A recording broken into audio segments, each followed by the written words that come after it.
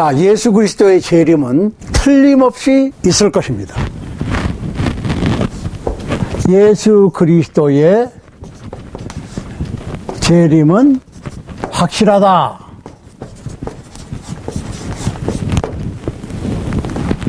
두 번째로, 모든 사람이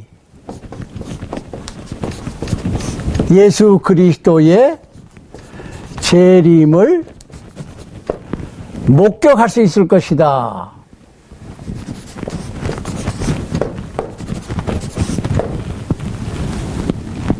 이게 우리 지난 시간의 주제였어요. 예수 그리스도의 재림은 확실히 있다. 그리고 모든 사람이 볼 수 있게 공개적으로 오실 것이다. 자, 그러면 언제 오실 것이냐? 오늘은 예수 그리스도의 재림의 시기에 대해서 생각하도록 하겠습니다. 한마디로 말씀드리면 예수 그리스도의 재림은 오직 하나님만 알고 계시는 비밀입니다. 신명기 29장 29절 말씀을 볼 것 같으면 오묘한 일은 우리 하나님 여호와께 속하였거니와 나타난 일은 영구히 우리와 우리 자손에게 속하였나니 이는 우리로 이 율법의 모든 말씀을 행하게 하심이니라. 자, 이 말씀이 무슨 말씀이냐면 이 secret things, 아주 그 비밀스러운 일들은 여호와 하나님께 속한 거예요. 다만 우리가 알 수 있는 거는 나타난 것만, 여호와 하나님께서 보여주신 것만 아는 것이지 우리가 다 알 수 있는 건 아니에요. 그러니까 어떤 분이 이렇게 표현을 했어요. 바이블을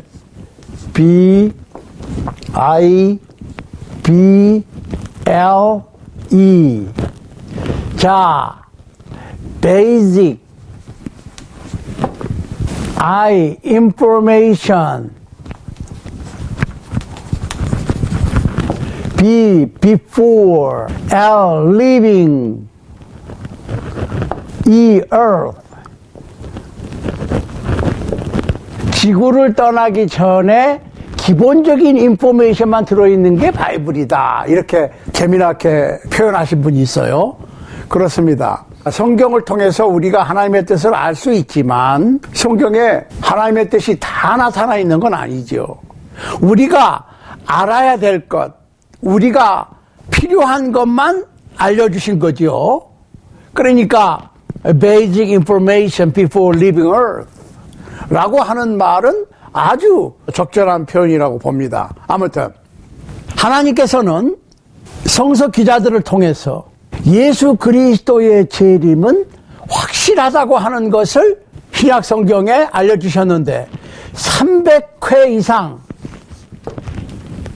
직접 혹은 간접으로 예수 그리스도의 재림을 밝히셨습니다. 또한 성경에 볼 것 같으면 모든 사람의 눈이 직접 예수 그리스도께서 구름 타고 불꽃 가운데 오실 것을 볼 수 있을 것이다 라고 분명히 선언하고 있습니다.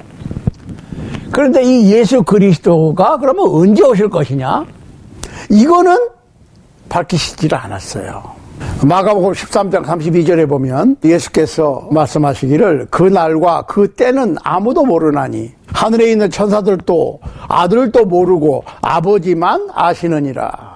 그러니까 재림의 시기는 뭐 낮일 수도 있고 밤일 수도 있고 오늘일 수도 있고 내일일 수도 있고 몇 년 후일 수도 있고 몇십 년 몇백 년 혹은 뭐 천년 후일 수도 있어요. 또 예수 그리스도의 재림에 대해서 밝히신 것 가운데 분명히 우리가 성경에서 알 수 있는 것은 예수 그리스도께서 재림하실 때 뭐 그날 아침에 무슨 특별한 징조가 보이고 그런 거 아니에요. 평상시하고 똑같을 거예요. 직장으로 출근하는 사람들은 프리웨이에서 운전하느라고 그냥 또 차가 밀려서 트래픽에 걸려가지고 안달복달 하면서 출근한 분들도 있을 것이고 오후에나 늦게 혹은 야간에 근무하시는 분들은 또 열심히 퇴근하기도 하고 잠자리에 아직 있는 분들도 있고 뭐 똑같겠어요.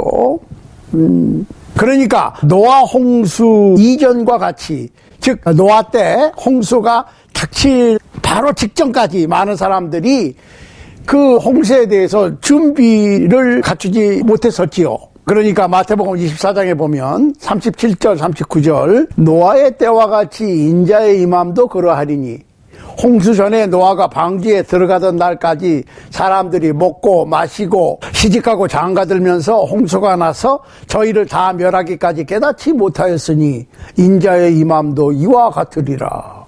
예수 그리스도의 재림은 사전 통고 없이 갑작스럽게 닥칠 것입니다. 예수님께서는 한밤중에 도적과 같이 생각하지 않은 때에 돌연히 순식간에 오실 것입니다. 도적이 오는데 무슨 문자 보내고 카카오톡 보내고 왓츠앱 보내고 이메일 보내고 전화 걸고 그래요? 준비하고 있으면 오히려 안 오죠. 준비하고 있을 때는 오히려 오지 않고 앙심할 때 그냥 오는 거지요. 그래서 마태복음 23장 44절에서 주님께서는 너희도 예비하고 있으라. 생각지 않은 때에 인자가 오리라. 기대하고 있지 않을 때에 오실 거예요. 마가복음 13장 35절로 37절 말씀을 보면 그러므로 깨어 있으라. 집주인이 언제 올는지 혹 저물 때에 일는지 밤중에 일는지 닭 울 때에 일는지 새벽에 일는지 너희가 알지 못함이라. 그가 호련히 와서 너희의 자는 것을 보지 않도록 하라. 깨어있으라. 내가 너희에게 하는 이 말이 모든 사람에게 하는 말이니라 하시니라. 이 말씀은 모든 사람에게 하신 말씀이에요. 그러니까 모든 사람이라고 하는 말씀은 그 당시에 예수님의 제자들에게만 하시는 말씀이 아니라 그 이후로 오늘날 21세기를 살고 있는 우리에게까지, 그리고 앞으로 주님께서 오실 때까지 미래의 사람들에게까지 하신 말씀이라는 거예요. 언제 올지 몰라. 호련히 와서 너희의 자는 것을 보지 않도록 하라. 깨어있으라. 그랬다고 해서 진짜로 피지컬리 밤에 잠 안 자고 기다리고 하는 거는 아니에요. 신앙적으로 잠들지 말라는 얘기예요. 마음의 준비를 항상 하라는 얘기입니다. 잠잘 수 있어요. 밤에 편히 잘 자고 또 피로를 회복하고 또 활동하고 해야지요. 깨어있으라고 그러니까 육체적으로 밤에 잠 안 자고 보초 쓰듯이 그냥 하는 것은 잘하는 게 아닙니다. 신앙에 잠을 자지 말라는 얘기죠. 영적으로 준비하라는 얘기입니다. 자, 그러니까 주님께서 오실 날을 제정하는 것은 몇 년 몇 월 며칠 날 오신다라고 하는 거는 무조건 잘못된 거예요. 무조건. 아무리 그분들이 진지하게 또 열심히 잘 계산을 했다고 그래도 하나님께서 밝히시지를 않았는데 그러니까 안 되는 거예요. 무조건 안 되는 거예요. 아무도 예수님의 재림의 시기를 알지 못하기 때문에 그 년, 월, 일을 제정하는 것은 아주 우스꽝스러운 일인데 옛날에도 있었고 지금도 가끔 진행하고 있습니다.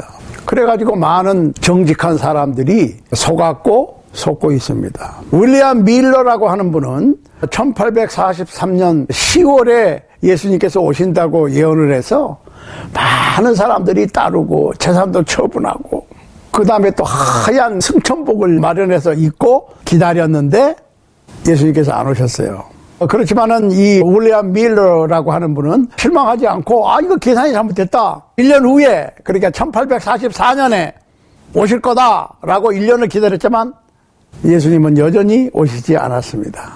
그 후에 여호와의 증인의 창시자인 찰스 러셀이라고 하는 분은 1874년 10월에 예수님께서 재림하신다고 했어요. 그리고 오직 제한된 몇몇 추종자들에게만 보이도록 예수님께서 오실 것이라고 예언을 한 적이 있어요. 그런데 성경은 각인의 눈이 그를 보겠고 그랬어요. 여기서 각인이라고 그러니까 어떤 사람이 아니고 이게 약간 불분명하지만 영어로 보면 every eye will see him 이렇게 됐어요. Even they who pierced him, 예수님을 찌른 그 사람들도 예수님을 볼 수 있을 것이다 그랬는데 몇몇 사람들한테만 secretly, 비밀스럽게 오신다고 하는 것은 그건 잘못된 생각이에요. 그리스도의 재림은 모든 사람들이 볼 수 있게 오신다는 겁니다. 자, 1916년에 이 루설이라고 하는 분이 세상을 떠나고 루터포드라고 하는 사람이 그 왕자를 계승을 해서 1920년에는 1920년 얼마 안 됐죠? 100년 됐나요? 지금 2020년이니까 예, 현존하고 있는 수백만의 사람들이 안 죽고 영원히 살 것이다라고 하는 책을 출판을 했어요. 자, 그 책에서 1925년에 경건한 자들이 부활이 있을 것이고 노인들이 젊어질 것이고 이 땅에서 영생할 것이다. 지팡이를 짚고 다니던 사람들이 다시 힘을 얻고 또 이빨이 다 빠져버린 영구치가 다시 날 것이다. 빠진 머리카락이 다시 날 것이다. 그 다음에 뭐 아브라함, 이삭, 야곱, 다윗 같은 구약의 성자들이 1925년 이후에 우리와 함께 이 땅에서 살게 될 것이다라고 주장을 해서 많은 사람들이 호응을 하고 따랐어요. 근데 1925년이 됐는데도 그런 일은 발생하지 않았습니다. 그리고 그분도 죽어서 땅에 묻혔습니다. 가까운 예로 1992년 10월에 예수님께서 재림하신다고 하는 분들이 있었어요. 그분들의 주장 역시 잘못된 주장이었습니다. 근데 보통 10월에 오신다고 그래요. 그렇죠? 보통 10월에 오신다고 예언들을 하시거든. 그런데 아무튼 10월이고 11월이고 예수님이 안 오셨어. 또 한 가지 우리가 주지해 봐야 될 것은 마태복음 24장에 여러 가지 징조들이 잘못 오용되고 있다는 겁니다. 자, 많은 분들이 마태복음 24장 1절부터 28절까지를 예수 그리스도의 재림의 징조로 인용을 합니다. 예수 그리스도의 재림 시에는 이런 일이 벌어진다 라고 인용을 하는데, 잠깐, 자, 그리스도께서 마지막 설교를 하시고 십자가에 못 박히시기 직전에 예루살렘 성전을 떠나서 감람산으로 가시려고 할 때에 제자들이 예수님께 와서 성전 건물을 가리켜 보였습니다. 아, 이거 어떻습니까? 멋있지 않습니까? 웅장하지 않습니까? 그런 말은 직접 안 했지만 그렇게 예수님께 성전 건물을 보이는 일을 제자들이 했어요. 24장 1절에서 제자들이 예루살렘 성전을 예수님께 보여드리려고 얘기를 시작했는데 24장 2절에서 돌 하나도 돌 위에 남지 아니하고 다 무너뜨려지리라. 그러니까 예루살렘 성전이 돌로 이렇게 각을 떠서 벽돌처럼 쌓은 건데 돌 위에 돌이 하나도 안 나게 무너지니까 결론적으로 그 얘기는 완벽하게 무너뜨려질 것이다 라고 얘기를 하셨어요. 그리고 제자들하고 감람산에 갔습니다. 그랬더니 제자들이 종용이 와서 이 종용이 오는 게 어떻게 오는 게 종용이 오는 겁니까? 그러니까 가끔 제가 영어 얘기를 해요. 영어로 보면 아주 쉬워요. privately, 사적으로. 그 말이죠. 사적으로 예수님 앞에 와서 우리에게 이르소서 어느 때 이런 일이 있겠사오며 주의 임하심과 세상 끝에는 무슨 징조가 있어오리까. 잘 보시라고. 제자들이 뭐라고 물었어요? 언제 이런 일이 있겠냐. 이런 일이 어떤 일이에요? 예루살렘 성전이, 그 웅장한 예루살렘 성전이 돌 위에 돌 하나 남지 아니하고 다 무너뜨려질 그때가 언제고, 그 다음에 주님께서 재림하시고 세상 끝에, 그러니까 예수 그리스도의 재림이 곧 세상 끝인데 이것까지는 제자들이 이해를 했어요. 무슨 징조가 있겠습니까? 징조를 물어봤단 말이에요. 어떤 징조? 자, 잘 보세요. 예루살렘 멸망의 징조와 예수 그리스도의 재림과 세상 끝의 징조를 물어봤어요. 3절에서. 여기 그 마가복음 14장 3절에 보면은 네 제자만 살그머니 와서 물어본 거예요. 그러니까 예수님께서는 질문의 순서대로 예루살렘 멸망의 징조와 예수 그리스도의 재림, 곧 세상 끝에 대해서 그냥 계속 언급을 하신 거예요. 두 가지를.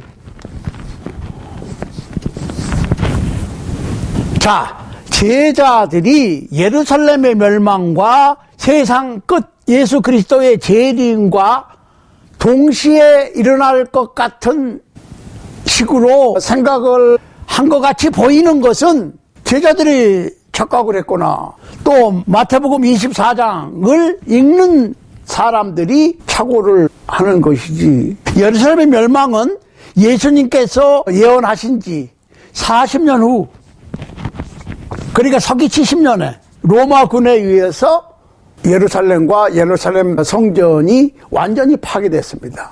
그리고 지금은 마음에서의 회교 사원이 자리 잡고 있습니다. 그러니까 마태복음 24장 34절에 보면 이 세대가 지나가기 전에 이 일이 다 이루리라 그랬어요. 그럼 그 일이 뭐냐고, 이 일이. 예루살렘의 멸망과 예루살렘 성전이 무너지는 거예요.